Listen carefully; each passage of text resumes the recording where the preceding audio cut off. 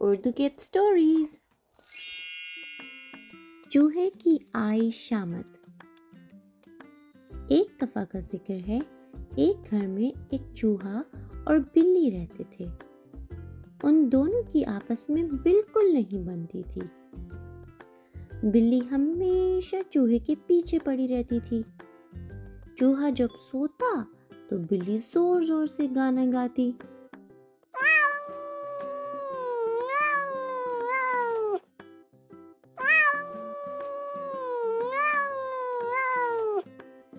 और जब वो खाने के लिए बैठता तब भी उसको तंग करती। जब वो पढ़ता तो उसको डराती।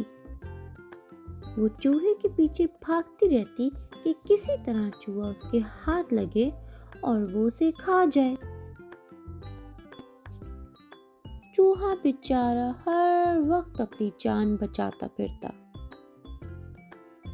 एक दिन चूहा मजे से अपने बिल की तरफ जा रहा था कि बिल्ली की नजर उस पर पड़ी। फिर क्या, बिल्ली ने उसके पीछे दौड़ लगा दी। बिल्ली उसे पकड़ने ही वाली थी कि चूहा जल्दी से अपने बिल में घुस गया। वो बाल बाल बचा था, लेकिन है ये क्या, उसकी दुम कहाँ गई? उसकी दुम तो बिल्ली के हाथ में थी। बिल्ली शरारत से मुस्कुराई और कहने लगी, चूहे मियाँ, ये देखो मेरे हाथ क्या लगा।